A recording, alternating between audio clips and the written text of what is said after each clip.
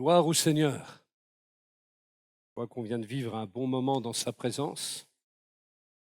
J'aimerais ce matin qu'on puisse revenir dans la série de messages dans lesquels on s'est installé sur l'action et le ministère glorieux du Saint-Esprit dans nos cœurs, dans nos vies.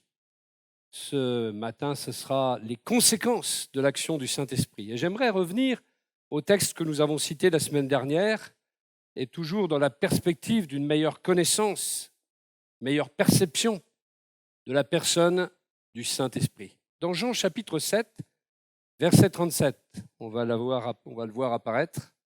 Voilà, nous retournons sur ce texte, un beau texte, le dernier jour de la fête, le jour le plus solennel. Jésus se tint devant la foule et lança à pleine voix : « Si quelqu'un a soif, qu'il vienne à moi, et que celui qui croit en moi boive. Car comme le dit l'Écriture, des fleuves d'eau vive jailliront de lui. » En disant cela, il faisait allusion à l'Esprit que devaient recevoir plus tard tous ceux qui croiraient en lui.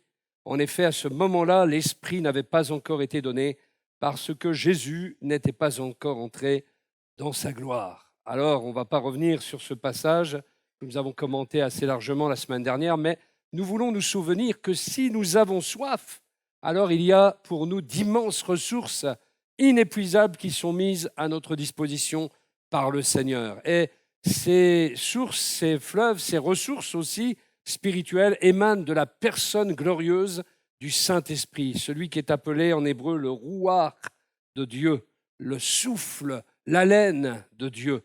Il y a des fontaines, des fleuves d'eau vive en Jésus que le Saint-Esprit veut faire jaillir de chacun de nous. Or, si le Saint-Esprit agit en nous, il ne peut y avoir que des conséquences extraordinaires dans notre vie. Alors, on va aussi, à nouveau, et plus largement aussi, commenter la vision prophétique d'Ézéchiel, chapitre 47, versets 1 à 5, dont la correspondance est finalement ce verset que nous venons de lire de Jean, chapitre 7, versets 37 et 39. Nous sommes le temple du Saint-Esprit. Et nous voulons voir ces réalités célestes qui ont été décrites prophétiquement il y a des centaines et des centaines d'années se manifester en nous. Lire la Bible est une chose, la vivre en est une autre, bien entendu. Que ces paroles puissent devenir esprit et vie en nous et que nous puissions voir jaillir de nos entrailles les fleuves d'eau vive. Amen.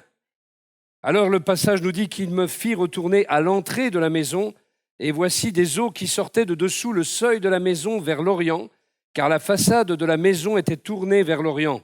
Et les eaux descendaient de dessous, du côté droit de la maison, au midi de l'autel. Et il me fit sortir par le chemin de la porte du nord, et il me fit faire le tour par dehors vers la porte extérieure, vers la porte qui regarde vers l'Orient. Et voici des eaux qui coulaient du côté droit. Quand l'homme sortit, une petite parenthèse, Jésus a reçu une lance dans le côté droit. Son flanc droit a été percé, et de ce flanc droit, de l'eau est sortie. C'est encore une réalité qui part de ce symbole. Quand l'homme sortit vers l'Orient, il avait un cordeau dans sa main, et il mesura 1000 coudées et me fit traverser des eaux montant jusqu'aux chevilles des pieds. Et il mesura 1000 coudées et me fit traverser des eaux montant jusqu'aux genoux. Et il mesura 1000 coudées et me fit traverser des eaux montant jusqu'aux reins. Et il mesura 1000 coudées, c'était une rivière que je ne pouvais traverser, car les eaux avaient cru. Des eaux où il fallait nager, une rivière qu'on ne pouvait traverser. On ne peut qu'être frappé par cette vision merveilleuse, cette vision extraordinaire, qui, quand on commence à la percevoir, commence aussi à nous parler de ce qui se passe dans le temple du Saint-Esprit que nous sommes. Nous sommes appelés, depuis la terre sèche, à entrer dans ce fleuve. Nous étions dans la terre sèche. Et à cause de Jésus-Christ, quand nous l'avons rencontré, quand nous l'avons connu, lui, le ressuscité, quand nous avons commencé à toucher à cette vie nouvelle, à cette vie qui vient du ciel, à cette vie céleste, à la Zoé de Dieu, nous avons commencé à être le temple du Saint-Esprit, à goûter à ces choses qui viennent de l'Esprit de Dieu. Et nous sommes sortis de la terre sèche pour entrer pleinement dans ce fleuve. Nous sommes appelés en effet à passer dans ce fleuve, à plonger dans ce fleuve pour pouvoir être entraînés dans une vie intérieure profonde. Et cette vie intérieure va voir le mouvement être assuré par l'action du Saint-Esprit. C'est une vie qui va être en mouvement parce que l'action du Saint-Esprit, le mouvement du Saint-Esprit va guider ce cœur qui est devenu un temple. Et il y a du mouvement dedans, parce que le Saint-Esprit est toujours lui-même en mouvement. Il agit, il se meut. Et cette vision évoque vraiment l'effusion croissante parce que c'est graduel, c'est progressif. Si on devait passer tout de suite au summum, au grand niveau, on ne pourrait même pas le supporter. Alors c'est graduel. Et ce mouvement graduel, on y est vraiment appelé à une croissance dans l'effusion du Saint-Esprit sur l'Église. Ce passage nous indique vraiment que Dieu veut plus pour nous. Parce que cet ange qui est là, ce messager qui mesure avec un cordeau, il mesure d'abord 1000 coudées, ensuite encore 1000 coudées, encore 1000 coudées, encore 1000 coudées, comme si on n'en avait jamais assez. Et effectivement, nous ne sommes pas arrivés. Nous n'en avons jamais assez. Nous ne sommes pas arrivés au bout des choses. Il y a encore plus pour nous de la part de Dieu, et c'est ce que ce passage évoque, une effusion croissante, une graduation dans l'avancée en eau profonde, parce que nous sommes appelés à avancer en eau profonde, comme l'apôtre Pierre l'a reçu lui-même de Jésus. On n'a pas tout, il nous faut davantage. Quand il est dit « nous avons tout pleinement Jésus », ce n'est pas qu'on ait tout vraiment tout de suite, on est entré dans la plénitude, mais il faut encore en vivre des choses de la plénitude. C'est à notre disposition, mais il faut y entrer. Dieu veut vraiment nous débarrasser de la sécheresse. Il veut nous débarrasser de cette absence de vie qui caractérise une religiosité froide et nous faire passer à la réalité tourbillonnante, effervescente de la vie du Saint-Esprit en nous. Ce texte va nous confronter à 5 types de personnes, finalement. Le premier type, c'est ceux qui observent le fleuve depuis l'extérieur. C'est ce qu'on voit dans le verset 1 et 2. Ézéchiel se trouve à l'entrée de la maison. Il sort par le chemin de la porte du nord et il fait le tour par dehors vers la porte extérieure. Mais il n'est pas encore dans le fleuve. Et il y a ceux qui observent le fleuve depuis l'extérieur. Ils voient le fleuve sortir, ils voient le fleuve couler, mais ils craignent de se jeter à l'eau, de plonger dans l'eau. Ils ont peur, au fond, d'approcher tout près de Dieu. Il y a des chrétiens qui ont peur de s'approcher tout près de Dieu. Ils se contentent de considérer les témoignages de vie des autres et même parfois d'envier les autres dans ce qu'ils vivent profondément avec le Seigneur. Il y a des frères et sœurs qui ont des vies intérieures plus profondes que d'autres. Mais il ne tient qu'à nous d'avoir cette même vie intérieure profonde en ayant soif, en déterminant que c'est un réel besoin que de s'approcher de Dieu et de vivre cette vie intérieure profonde et de recevoir tout ce que le Saint-Esprit a à notre portée en termes de ressources et en même temps d'entrer dans ce fleuve de vie pour le manifester. Or, la vision d'Ézéchiel nous démontre qu'il est nécessaire de plonger dans le fleuve et de s'immerger et d'évoluer dedans. Ce fleuve doit devenir notre environnement spirituel. Et forcément que ça change nos habitudes. Quand vous changez d'environnement, vous changez d'habitude. Si vous changez de ville, vous allez changer. Si vous allez dans une grande ville, d'une petite circulation, vous allez passer à un trafic monstre. Eh bien, c'est pareil, quand on change d'environnement, et surtout avec le Saint-Esprit, c'est tourbillonnant, c'est effervescent, il y a de la vie, on bouge. Ce n'est pas la religion froide où on est assis uniquement sur un siège pour assister à un office. Mais non, on vit les choses, on est acteur et on devient serviteur, servante de Dieu. Moi, j'ai une mère ma mère, elle a une caractéristique. N'allez pas lui répéter. Elle a accepté pendant longtemps d'aller dans l'eau, mais jusqu'aux chevilles. Mais même là, elle était comme ça. Elle avait peur de l'eau. Elle avait peur d'aller un peu plus loin, mais elle a fini par accepter un jour d'aller jusqu'aux genoux. Malheureusement, elle l'a regretté. Vous savez pourquoi ? Parce qu'il y a eu une lame de fond, c'était dans l'océan Atlantique. Elle a terminé sa leçon de natation ce jour-là et sa carrière de nageuse également. Elle a fait une mauvaise expérience, elle a été renversée par cette lame, elle a fait une pirouette dans l'eau, la lame l'a emportée, et donc elle a fait cette pirouette. Elle est revenue sur terre, bien entendu, mais c'était terminé. Même aller jusqu'aux chevilles, il ne faut pas lui demander. D'ailleurs, il est trop tard maintenant, elle est âgée, mais c'était fini ce jour-là. Elle avait peut-être dans la quarantaine quand c'est arrivé. Mais ça a été terminé. La peur a pris le dessus. Alors se pourrait-il que nous craignions nous aussi le mouvement du Saint-Esprit dans notre vie? Peut-être avons-nous peur d'être renversés comme ma mère dans l'océan Atlantique. Et c'est vrai que Dieu peut renverser nos habitudes. Dieu peut renverser notre façon d'être, notre façon de faire, notre façon de penser, notre façon de concevoir les choses. C'est tout le propre, d'ailleurs, du ministère du Saint-Esprit, c'est de faire bouger les choses, de faire bouger les lignes, de transformer les dispositions de notre cœur pour qu'elles soient autres, de disposer l'Église autrement, de la faire se mettre en mouvement. Elle qui a tendance, l'Église, en général, à se figer. C'est humain de vouloir se figer dans une réalité, mais Dieu nous appelle à ne pas être figés, immobiles, mais à bouger. Alors, ne craignons pas le mouvement du Saint-Esprit dans notre vie. Dieu veut que nous nous approchions de lui, comme Moïse s'est un jour approché du spectacle que constituait le buisson ardent qui ne se consumait pas. Et il a eu cette curiosité d'aller. Et quelle belle curiosité, parce que c'est là qu'il a rencontré celui qui est. Et qu'il a connu qui était le Dieu éternel, le Dieu créateur de toutes choses. C'était le premier homme depuis certainement la chute qui découvrait aussi intensément qui était Dieu. C'était un retour à la connaissance intime de Dieu, au point même qu'on a dit que Moïse était l'ami de Dieu. Il y a eu une intimité, je me demande même si elle n'était pas beaucoup plus forte que celle même d'Abraham. Moïse était un personnage très curieux, très saisissant au niveau de sa foi, très saisissant au niveau de cette attirance qu'il avait pour Dieu.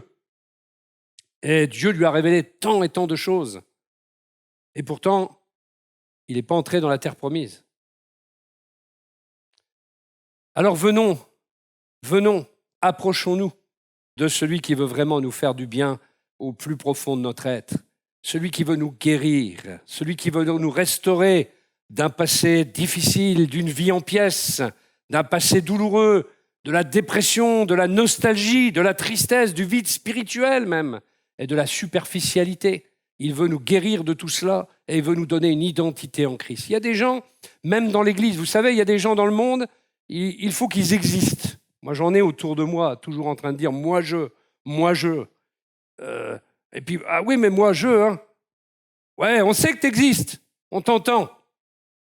Eh bien, dans l'Église, ça existe aussi. On veut une place, une fonction, on veut être ceci, on veut être cela, on veut être au-dessus du frère, au-dessus de la sœur. C'est qu'on n'a pas découvert notre identité. Parce que quand vous avez découvert votre identité, je vais vous dire une chose, il y a plein de choses qui tombent. Vous vous fichez pas mal de ce que les autres pensent de vous, déjà, parce que vous êtes en Christ. Vous savez qui vous êtes. Donc vous n'avez pas besoin de savoir par l'entremise des autres qui vous êtes. Si ce sont les autres qui déterminent qui vous êtes, alors votre identité, vous ne l'avez pas trouvée en Christ. Alors il faut chercher. Il faut que les choses soient établies dans notre cœur. Si on cherche toujours une place pour remplir un vide, frères et sœurs, c'est que nous n'avons pas trouvé notre identité en Christ. Quand on a trouvé notre identité en Christ, on trouve la plénitude. On trouve la satisfaction de l'âme, la joie dont a parlé notre frère précédemment, la chara de Dieu, la joie de Dieu qui est un fruit du Saint-Esprit. Nous trouvons pleine satisfaction et nous pouvons dire, comme l'apôtre Paul, que nous avons été dans le contentement et quand bien même nous serions dans la disette ou que nous serions dans l'abondance, nous serons toujours contents parce que notre joie, elle ne réside pas dans les choses matérielles, elle ne réside pas dans les circonstances, mais elle réside en Christ. L'apôtre Paul, avec son ami Silas, l'ont démontré car dans une prison sordide, ils étaient dans la joie et ils chantaient les louanges de Dieu. Rien n'avait altéré leur joie, rien n'avait altéré leur identité. Alors, ce qui doit déterminer ce que nous sommes, ce n'est pas le service que nous avons dans l'Église, ce n'est pas le fait que nous soyons monsieur un tel, madame un tel, le pasteur un tel, le diacre un tel ou la diaconesse un tel, c'est ce que nous sommes en Christ. D'ailleurs, au ciel, il ne restera plus que cela. Qui es-tu au ciel? Es-tu connu du ciel? Est-ce que le ciel te connaît? Est-ce que Dieu te connaît? À certains, il dira, moi, je ne vous ai jamais connu. Retirez-vous de moi, ouvriers d'iniquité. Et pourtant, il est dit que ceux-là auront prophétisé, auront fait des miracles en son nom. Alors qu'on m'explique, mais il nous faut vraiment nous enraciner comme Moïse dans une identité profonde en Christ. Et Dieu sait si Moïse en avait besoin, lui qui s'était retrouvé orphelin, qui va être élevé par quelqu'un qui n'est pas sa mère et qui bégayait, qui n'avait pas la parole facile. Et pourtant, c'est celui que Dieu va appeler pour que sa bouche transmette au peuple d'Israël le plus grand message de libération qui soit dans son histoire à l'époque. Alors venons à celui qui peut vraiment nous faire du bien et nous guérir de toute torsion de l'âme, de tout ce qui a pu nous tordre, de tout ce qui a pu nous blesser, de tout ce qui a pu constituer chez nous un passé douloureux, de toute chaîne qui nous a asservis jusqu'à présent, de tout ce qui a pu et qui peut encore nous empêcher, constituer un empêchement d'aller vers Dieu, constituer un empêchement d'être un esclave de Jésus-Christ. Parce qu'il ne faut pas avoir peur des mots. La Bible dit, quand Jean parle dans l'Apocalypse, Jean, serviteur, mais en vérité c'est esclave, doulos en grec, de Jésus-Christ. Voulons-nous être vraiment les esclaves de Christ? Si tu veux être l'esclave de Christ, il va falloir que le Saint-Esprit puisse faire ce que tu veux avec toi. S'il doit te dire, tu te lèves à 4 heures du matin pour prier, tu devras te lever à 4 heures du matin pour prier. S'il veut te dire, tu vas là et pas là, tu iras là et pas là. Si tu dois changer ton agenda et ton emploi du temps, voilà ce qu'est un doulos, un esclave. L'esclave, il n'avait pas son mot à dire. Et si nous voulons vraiment être ses serviteurs efficaces, ses servantes efficaces, il faut accepter d'être l'esclave du Seigneur. Et c'est une bonne condition parce que c'est un esclavage de liberté, en vérité. Si le Fils vous affranchit, vous serez réellement libre. Vous connaîtrez la vérité vous affranchira. Si le Fils vous affranchit, vous serez réellement libre. Nous avons des mauvaises conceptions parfois des choses. Moi, je veux être un esclave de Christ. Je veux bien qu'il me réveille à n'importe quelle heure de la nuit. Je veux bien qu'il me conduise sur des sentiers sur lesquels je n'ai pas pensé aller. Parce que là où il va me conduire, ça sera toujours merveilleux. Parce que là où il va me conduire, je serai au cœur de sa volonté. Je serai dans le creux de sa main. Et rien ne pourra m'ébranler parce que je serai avec mon Dieu. Alors ne craignons pas le mouvement du Saint-Esprit. Ne craignons pas de nous approcher de Dieu. Craignons plutôt la superficialité, la religiosité. Et en un mot, ce que le Seigneur nous dit à travers Ézéchiel, c'est plonge. Plonge, immerge-toi. Deuxième type de personnes, ceux qui ont de l'eau jusqu'aux chevilles, comme ma mère au départ. Et là, il s'agit là d'une vie superficielle dont on se contente, c'est une vie de surface. On se mouille juste les pieds pour dire que l'on marche un tant soit peu dans cette vie du Saint-Esprit. Mais on peut être 20 ans dans l'Église et se contenter de se mouiller les pieds, frères et sœurs. Il y a ici des gens qui n'ont jamais été plus loin que les chevilles, moi je vous le dis. Mais Dieu a plus pour vous. Dieu a plus pour nous. C'est ce qu'il veut nous faire comprendre ce matin. Puissiez-vous avoir une révélation par le Saint-Esprit de ce que Dieu veut plus pour vous et que vous alliez plus loin que les chevilles. Mais hélas, beaucoup n'aiment pas s'engager, profiter de la présence de Dieu à pleines dents. C'est dommage, car c'est ce qui va faire toute la différence. C'est ce qui a fait de gens comme Paul, comme Barnabas, des gens qui ont bouleversé le monde.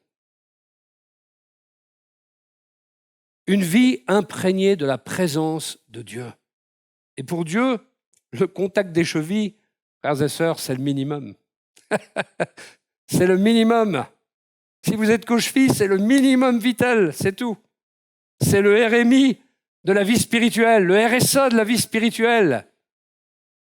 C'est comme suivre un véhicule en stationnement. On n'arrive nulle part. Vous avez déjà suivi un véhicule en stationnement? Ça ne bouge pas. C'est ce qui me met en colère, moi, quand il y a quelqu'un qui stationne sur la voie publique et que je ne peux plus avancer. Eh bien, les gens qui sont juste aux chevilles, voilà où ils en sont. Alors, il nous faut vraiment viser la vie plus profonde que celle-là. Il ne faut pas qu'on vise la vie de ceux qui nous entourent, mais vivre en nous-mêmes la profondeur pour nous-mêmes de la vie de Dieu, parce que chacun est appelé à cela. Il n'est pas facile, en plus, de nager dans 5 cm d'eau, vous en conviendrez, parce que c'est ça la vie avec les chevilles dans l'eau. C'est qu'on ne peut pas nager dans 5 cm d'eau. La vie spirituelle est beaucoup plus difficile, elle est beaucoup plus lourde, elle est beaucoup plus fatigante. C'est la vie des barboteurs.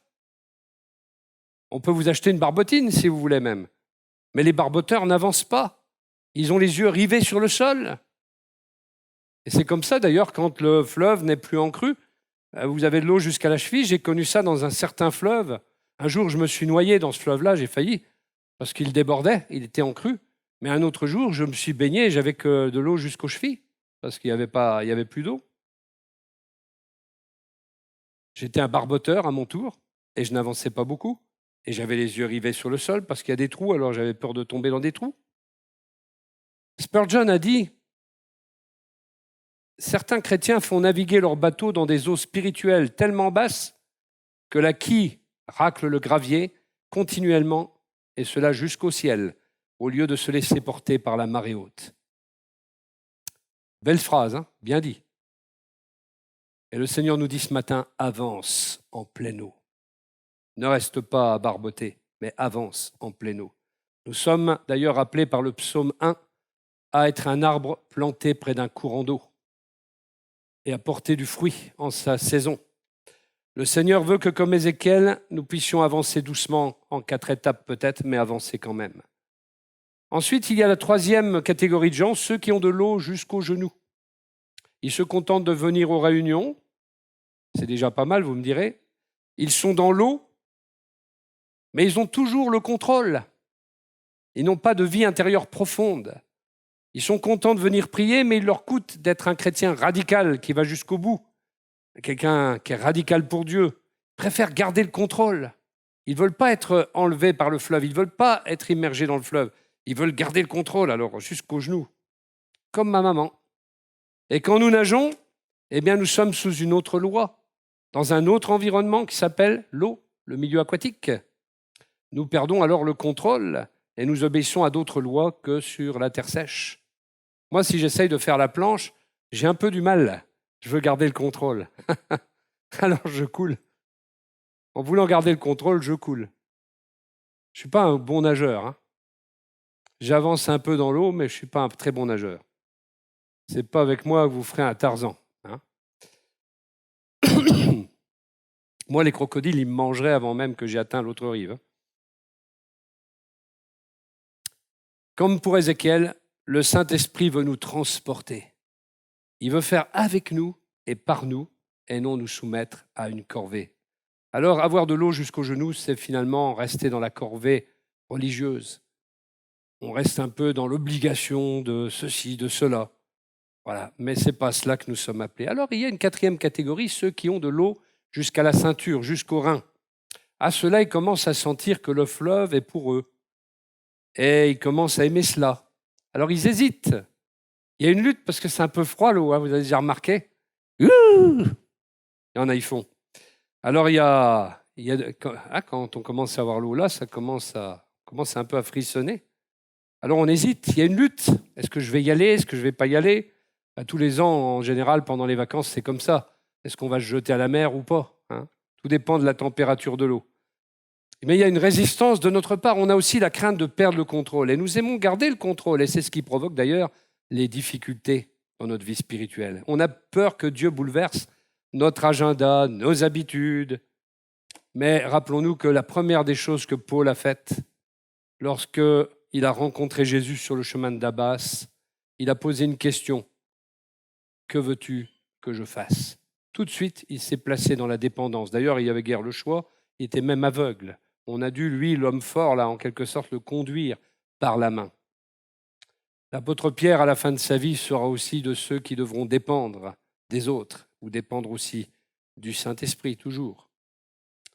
Et enfin, il y a cette cinquième catégorie, la meilleure évidemment, l'élite, la crème, ceux qui plongent dans le fleuve.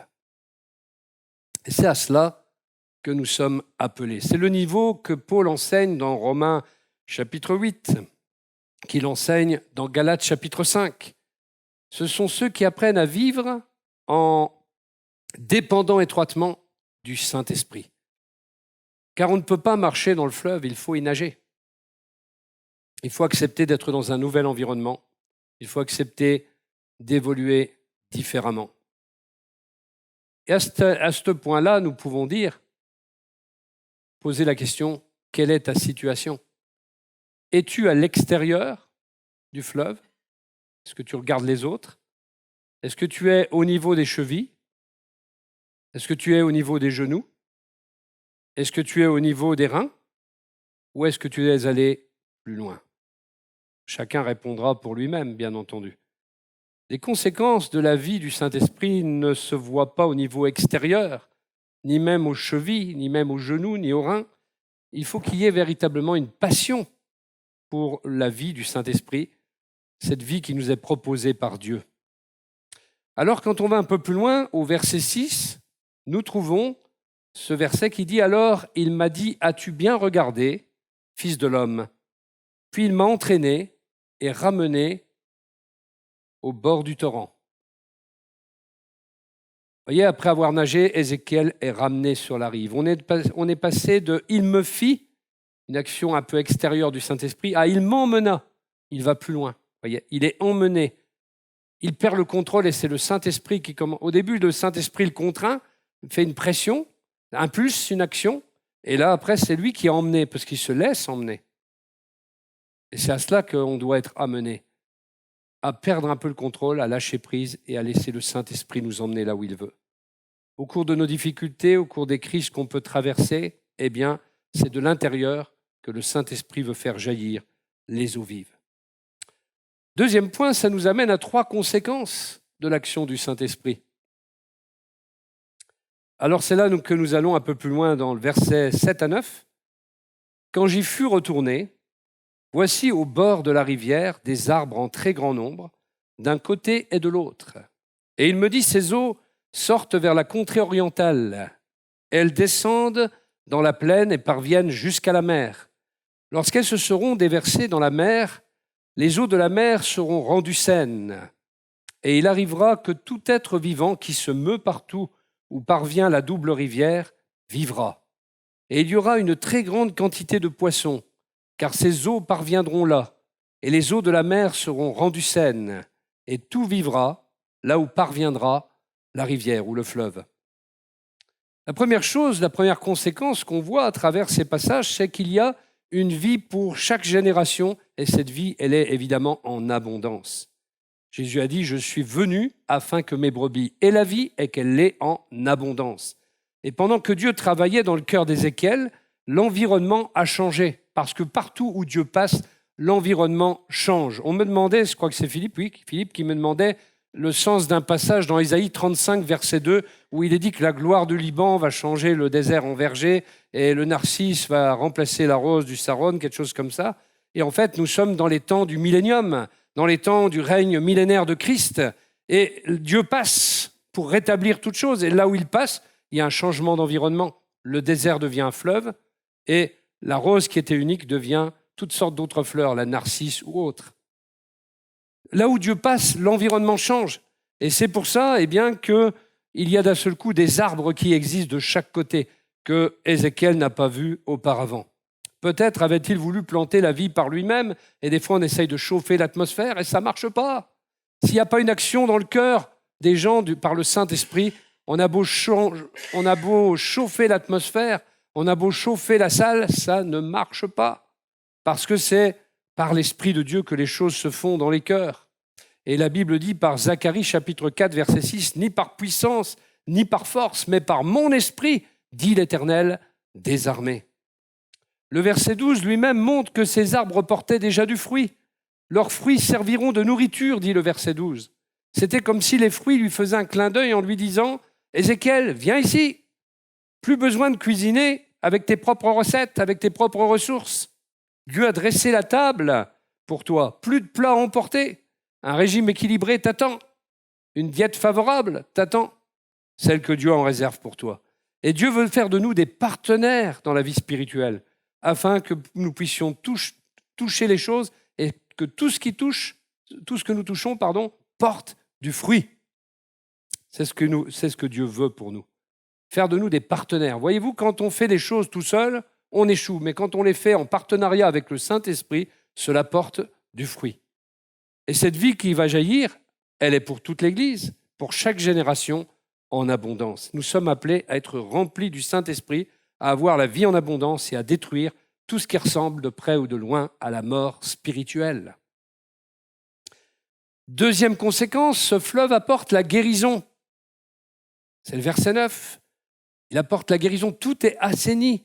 Quand le fleuve de Dieu afflue, il y a la guérison et Dieu veut guérir notre vie en profondeur pour nous donner cette identité dont je parlais précédemment.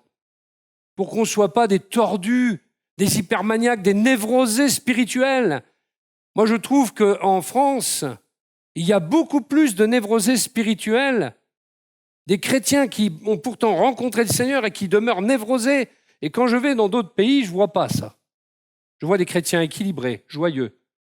Très peu de névrosés. Peut-être qu'il y en a un qui se balade quelque part.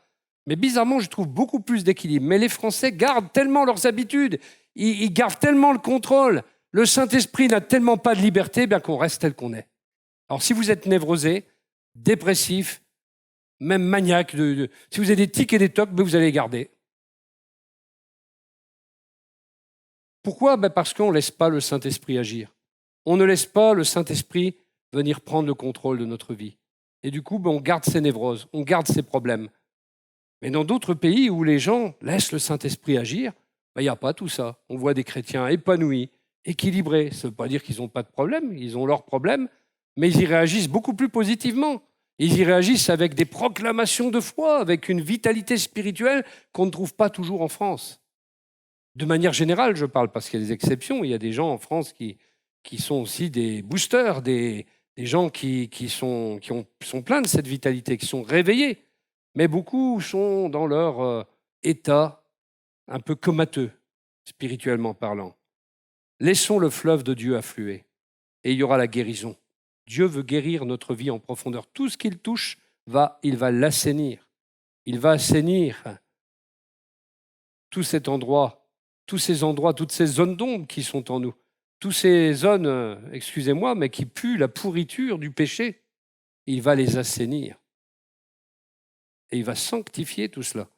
Et ce sera la santé pour tous nos os. Ce sera la santé pour nos émotions. Ce sera la santé intérieure.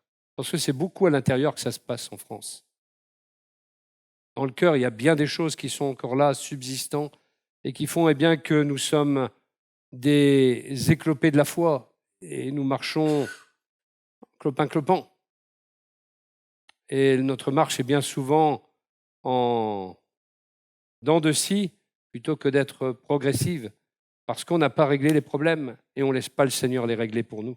Et on cherche à les régler nous-mêmes. Vous pouvez toujours essayer. D'autres ont fait ça avant vous et n'y sont pas parvenus, empirant même parfois les choses. C'est l'œuvre du Saint-Esprit.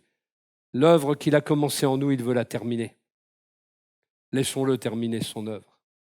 Troisième conséquence, l'évangélisation, le verset 10 nous dit « Et les pêcheurs se tiendront auprès d'elle, depuis En-Gedi jusqu'à En-Eglaim. Ce sera un lieu pour étendre les filets. Leur poisson sera selon ses espèces, comme le poisson de la grande mer, en très grand nombre. » En-Gedi, ça veut dire la fontaine du chevreau. Ça nous parle du sacrifice d'ailleurs. On sacrifiait des chevreaux. Et le sacrifice de Christ a produit pour nous ce grand fleuve extraordinaire.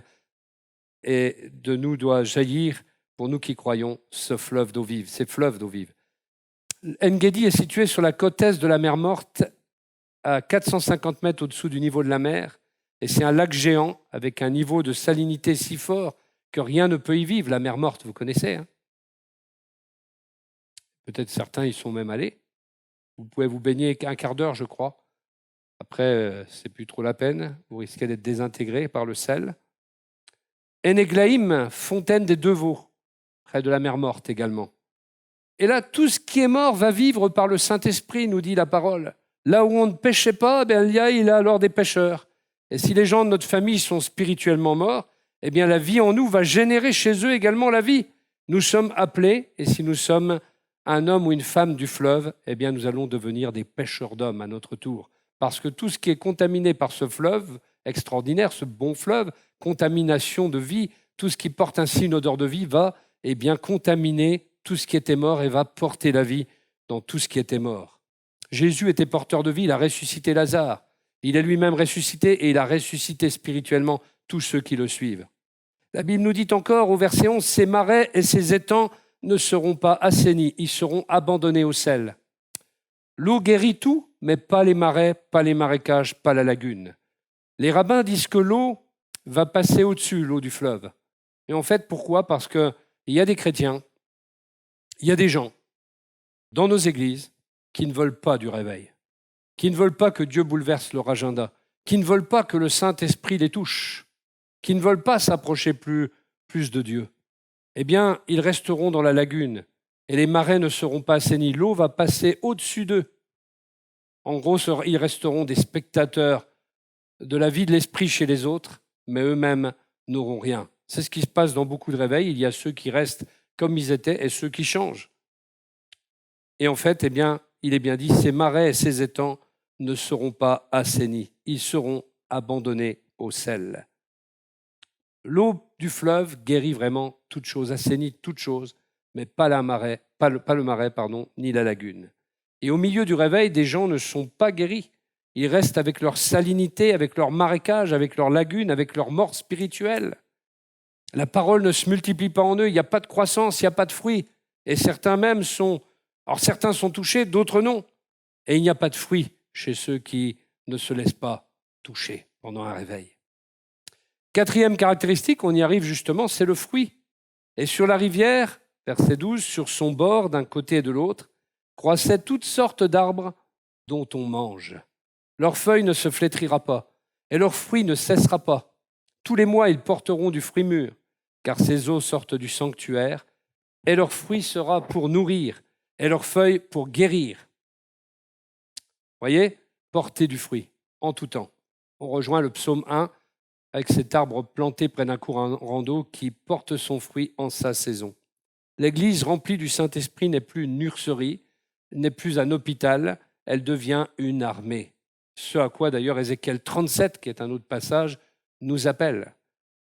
Nager dans le Saint-Esprit est l'unique moyen de croître réellement dans le domaine spirituel.